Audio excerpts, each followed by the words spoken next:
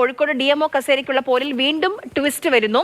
Doctor Rajendran DMO ആകും. State administrative ട്രൈബ്യൂണലിന്റെ stay നിലനിൽക്കുമെന്ന ഹൈക്കോടതി വിധിയാണ് രാജേന്ദ്രന് പിടിവള്ളിയായത്. ബിനിൽ നമുക്കൊപ്പം വിവരങ്ങളുമായി ചേരുന്നുണ്ട്. ബിനിൽ, എത്രയും പെട്ടെന്ന് തിരുവനന്തപുരത്ത് ഹാജരാകണം ഡോക്ടർ രാജേന്ദ്രൻ എന്നുള്ളതായിരുന്നു ആരോഗ്യ വകുപ്പിന്റെ നിർദ്ദേശം. ഇപ്പോൾ ഹൈക്കോടതി പറയുന്ന കാര്യം എന്താണ്? ഹൈക്കോടതിയിൽ 3 ഡോക്ടർമാരാണ് ഈ സ്ഥലമാറ്റ ഉത്തരവിനെതിരെ ഹർജി നൽകിയിരുന്നത്. ഇതിൽ സ്റ്റേറ്റ് അഡ്മിനിസ്ട്രേറ്റീവ് ട്രൈബ്യൂണലിന്റെ സ്റ്റേ ഉത്തരവ് നിലനിൽക്കും എന്നതാണ് ഹൈക്കോടതിയുടെ ഇപ്പോഴത്തെ കണ്ടെത്തൽ. അതുകൊണ്ട് ഈ സ്ഥലം മാറ്റം അത് വീണ്ടും ഒരു ട്വിസ്റ്റ് ഉണ്ടാകുകയും തിരിച്ച് ഡോക്ടർ രാജേന്ദ്രൻ തന്നെ കോഴിക്കോട് DMOയുടെ കസേരയിലേക്ക് എത്താനുള്ള വഴിയുമാണ് ഇപ്പോൾ ഒരുങ്ങിയിരിക്കുന്നത്. പക്ഷേ അതൊരു താൽക്കാലികമായി മാത്രമേ നമുക്കതിനെ പറയാൻ കഴിയുള്ളൂ. കാരണം 9-ാം തീയതി വരെയാണ് ഹൈക്കോടതി ഇടക്കാല ഉത്തരവ് നൽകിയിരിക്കുന്നത്. 9-ാം തീയതി വീണ്ടും, അതായത് ജനുവരി 9-ന് ക്രിസ്മസ് അവധിക്ക് ശേഷം ഹൈക്കോടതി തുറന്നു കഴിയുമ്പോൾ ഈ ഹർജി വീണ്ടും കോടതി പരിഗണിക്കും. അന്ന് കോടതി വിശദമായി വാദം കേട്ട് ഉചിതമായ തീരുമാനമെടുക്കും. പക്ഷേ എന്തായാലും ഡോക്ടർ രാജേന്ദ്രൻ കോഴിക്കോട് DMOയുടെ കസേരയിലേക്ക് മടങ്ങി വരാനുള്ള ഒരു അവസരം ഒരുങ്ങിയിരിക്കുന്നു. അത് എത്ര ദിവസം എന്നത് നമുക്കിപ്പോൾ പറയാൻ കഴിയില്ല. കാരണം ഹൈക്കോടതിയുടെ തീർപ്പ് രാജേന്ദ്രന് എതിരാണെങ്കിൽ വീണ്ടും ഡോക്ടർ ആശ തന്നെ തിരിച്ച് DMOയുടെ കസേരയിലേക്ക് വരും. പക്ഷേ എന്തായാലും നമ്മൾ ഈ കഥ എഴുതുമ്പോൾ എന്ന സിനിമ പോലെ തന്നെ ഇതിങ്ങനെ വലിയ വലിയ ടെസ്റ്റായി ഓരോ ദിവസവും ഓരോരുത്തർ ആ കസേരയിൽ മാറി മാറി ഇരിക്കുന്നത് നമ്മൾ ഇനി കാണേണ്ടി വരും എന്ന് മാത്രമേ ഇപ്പോൾ പറയാൻ കഴിയൂ. മടങ്ങി വരാൻ തുടരണം. അഖില CP കൂടി നമുക്കൊപ്പം ചേരുന്നുണ്ട്. അഖില, ഇപ്പം ആരോഗ്യ വകുപ്പിന്റെ നിർദ്ദേശം അനുസരിച്ച് ആ ദിവസം ഡോക്ടർ ആശാദേവി ചുമതല ഏറ്റെടുത്തിരുന്നു. രാജേന്ദ്രനോട് തിരുവനന്തപുരത്തേക്ക് പോകാനും നിർദ്ദേശിച്ചിരുന്നു. പക്ഷേ പോയിരുന്നില്ലേ? കോഴിക്കോടുണ്ടോ? ഇപ്പം വരുമോ അവിടെ ജോയിൻ ചെയ്യാൻ?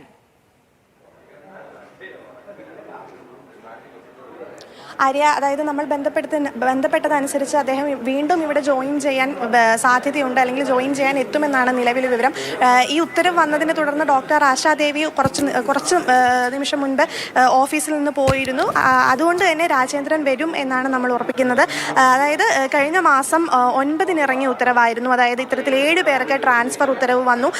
വിവിധ ജില്ലകളിൽ നിന്ന് ഇത്തരത്തിൽ ട്രാൻസ്ഫർ ഓർഡർ വന്നിരുന്നു. അപ്പോൾ ഇതിൽ 3 പേർ അതൃപ്തി പ്രകടിപ്പിച്ച് ട്രൈബ്യൂണലിനെ സമീപിക്കും. ട്രൈബ്യൂണലിനെ സമീപിച്ച് ഇത്തരത്തിൽ ഈ ട്രൈബ്യൂണലിന്റെ വാദം എന്ന് പറയുന്നത് ഇത്തരത്തിൽ ഉദ്യോഗസ്ഥരുടെ ഭാഗം കേൾക്കാതെയും ഉദ്യോഗസ്ഥരുടെ അഭിപ്രായങ്ങൾ ചോദിക്കാതെയുമാണ് ഇത്തരത്തിൽ തീരുമാനങ്ങൾ സർക്കാർ എടുത്തത് എന്നുള്ള രൂക്ഷമായ വിമർശനം ഇത്തരത്തിൽ ട്രൈബ്യൂണലിന്റെ ഭാഗത്തു നിന്നുണ്ടായിരുന്നു. അതായത് വ്യക്തി താല്പര്യങ്ങൾക്ക് പ്രാധാന്യം കൊടുത്തുകൊണ്ടാണ് ഇത്തരത്തിൽ ട്രാൻസ്ഫറുകൾ എന്നുള്ളൊരു വിമർശനം ട്രൈബ്യൂണലിന്റെ ഭാഗത്തു നിന്നുണ്ടായിരുന്നു.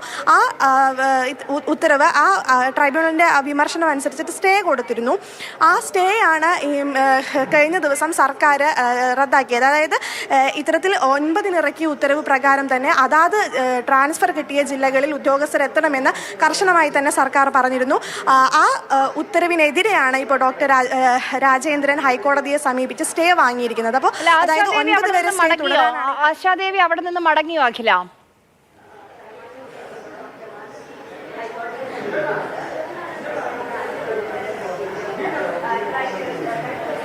അഖില, ഞാൻ ചോദിച്ചത് ഡോക്ടർ ആശാദേവി അവിടെ നിന്ന് മടങ്ങിയോ? ഇപ്പൊ അവിടെ ഉണ്ടോ? കസേരയിലുണ്ടോ? ആശാദേവി മടങ്ങി എന്നാണ്. അതായത് ആശാദേവി മടങ്ങിയിട്ടുണ്ട്. ഇത്തരത്തിൽ ഉത്തരവ് വന്നതിന് ശേഷം ആശാദേവി ഇവിടെ നിന്ന് മടങ്ങി. ഡോക്ടർ രാജേന്ദ്രൻ എത്രയും പെട്ടെന്ന് ഇവിടെ ജോയിൻ ചെയ്യാനാണ് ഇപ്പൊ നിലവിലെ സാധ്യത. ആര്യ, ബിനിലിലേക്ക് കൂടി പോവുകയാണ്. ബിനിൽ, ഇതിൽ ഇങ്ങനെ ട്വിസ്റ്റുകൾക്ക് പിന്നാലെ ട്വിസ്റ്റുകളും വന്നുകൊണ്ടിരിക്കുകയാണ്. കഴിഞ്ഞ ദിവസമൊക്കെ അവിടെ കോഴിക്കോട് വലിയ പ്രതിഷേധമുണ്ടായിരുന്നു. കാരണം അവിടെ ജില്ലയിൽ മഞ്ഞപ്പിത്തം വ്യാപിക്കുന്നു. ഇതുമായി ബന്ധപ്പെട്ട് തീരുമാനങ്ങൾ എടുക്കേണ്ട ആളുകൾ അധികാര സ്ഥാനത്തിരിക്കുന്ന ഈ കസേരകളി, അവിടെയാണ് ഈ കസേരകളി നടക്കുന്നത്. അപ്പോൾ ഈ ഉത്തരവുകളൊക്കെ വൈകുന്നു, വേണ്ട രീതിയിലുള്ള നിർദ്ദേശങ്ങൾ നൽകാൻ കഴിയുന്നില്ല എന്ന ഇതിനൊരു ക്ലൈമാക്സ് എപ്പോഴായിരിക്കും ഈ ട്വിസ്റ്റുകളൊക്കെ കഴിഞ്ഞ്? ഇതിന്റെ ക്ലൈമാക്സ് എന്തായാലും അടുത്ത വർഷം മാത്രമേ ഉണ്ടാവുള്ളൂ. ജനുവരി 9-നാണ് കേസ് ഹൈക്കോടതി ഇനി വാദം കേൾക്കുക. അപ്പോൾ വിശദമായ വാദം കേട്ട് കോടതി ഒരു അന്തിമ തീരുമാനത്തിലേക്ക് എത്തും. എന്തായാലും ഈ അടുത്ത ജനുവരി മാസവും ഇതേ രീതിയിൽ തന്നെ കാര്യങ്ങൾ മുന്നോട്ട് പോകാനുള്ള സാധ്യതകൾ മാത്രമാണ് കാണുന്നത്. ആര്യ നേരത്തെ ചൂണ്ടിക്കാണിച്ചതാണ് അതിന്റെ ഏറ്റവും പ്രധാനപ്പെട്ട കാര്യം. കാരണം നമ്മുടെ ആരോഗ്യ മേഖലയിൽ ഒരുപാട് പകർച്ചവ്യാധികളൊക്കെ പടർന്നുകൊണ്ടിരിക്കുമ്പോൾ ആ ജില്ലയിലെ ആരോഗ്യ പ്രവർത്തനങ്ങൾക്ക് നേതൃത്വം കൊടുക്കേണ്ട, കസേരയിലിരുന്ന് നേതൃത്വം കൊടുക്കേണ്ടയാൾ ഓരോ ദിവസവും മാറി മാറി അങ്ങോട്ടും ഇങ്ങോട്ടും മാറിയിരിക്കുക എന്ന് പറയുമ്പോൾ തന്നെ ആ ഓഫീസിൽ ഒന്നും നടക്കുന്നില്ല എന്ന് വേണമെങ്കിൽ നമുക്ക് പറയാം. കാരണം അതിന്റെ നേതൃത്വം നൽകുന്ന ആൾക്ക് ആ കസേരയിൽ ഇരുന്ന് ജോലി ചെയ്യാൻ കഴിയാത്തൊരവസ്ഥയാണ്. കാരണം ഇന്ന് ഞാനാണെങ്കിൽ നാളെ ആര് എന്ന രീതിയിലാണ് ആ കാര്യങ്ങൾ അവിടെ നടക്കുന്നത്. അത് എന്തായാലും ഭൂഷണമായിട്ടുള്ള ഒരു കാര്യമല്ല. ട്രൈബ്യൂണലിൽ പോയിരുന്നില്ലേ, അതിൽ ആശാദേവി ട്രൈബ്യൂണലിൽ പോയിരുന്നല്ലോ, അതിൽ എന്തെങ്കിലും തീരുമാനം വന്നിട്ടുണ്ടോ? ഇതിൽ ഈ സ്റ്റേറ്റ് അഡ്മിനിസ്ട്രേറ്റീവ് ട്രൈബ്യൂണലിന്റെ സ്റ്റേ ഉത്തരവാണ് നേരത്തെ ഉണ്ടായിരുന്നത്. അത് മാറിക്കിട്ടി എന്നതായിരുന്നു വീണ്ടും ആശാദേവിക്ക് ആ കസേരയിലേക്ക് വരാനുള്ള വഴിയൊരുങ്ങിയത്. പക്ഷേ ഹൈക്കോടതി ഇന്ന് ആ സ്റ്റേ നിലനിൽക്കുമെന്ന് പറഞ്ഞതോടുകൂടി എല്ലാം വീണ്ടും പഴയ അവസ്ഥയിലേക്ക് ചെന്ന് നിന്നു. അതായത് എന്തായിരുന്നു സ്റ്റേറ്റ് അഡ്മിനിസ്ട്രേറ്റീവ് ട്രൈബ്യൂണലിന്റെ തീരുമാനം, ആ തീരുമാനത്തിലേക്ക് ചെന്നെത്തിയിരുന്നു. ആ സ്റ്റേറ്റ് അഡ്മിനിസ്ട്രേറ്റീവ് ട്രൈബ്യൂണലും ഇതിൽ അന്തിമമായ ഒരു തീരുമാനത്തിലേക്ക് വന്നിട്ടില്ല. അത് സ്റ്റേറ്റ് അഡ്മിനിസ്ട്രേറ്റീവ് ട്രൈബ്യൂണൽ പരിഗണിക്കേണ്ട വിഷയങ്ങളാണ്. ഇവിടെ ഹൈക്കോടതിയും ഈ ഹർജികളിൽ അന്തിമ തീർപ്പ് പുറപ്പെടുവിക്കേണ്ടിയിരിക്കുന്നു. സ്വാഭാവികമായും സ്റ്റേറ്റ് അഡ്മിനിസ്ട്രേറ്റീവ് ദൃശ്യമാണ് കോഴിക്കോട് ആ DMO ഓഫീസിൽ നിന്ന് കാണുന്നത്.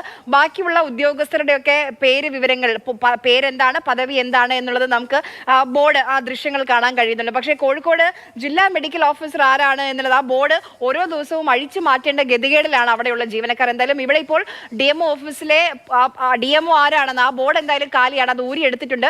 അടുത്ത പേരും വളരെ പെട്ടെന്ന് തന്നെ ഒരുപക്ഷെ രാജേന്ദ്രന്റെ പേര് അല്പസമയത്തിനകം തന്നെ അവിടെ വെക്കുമായിരിക്കും.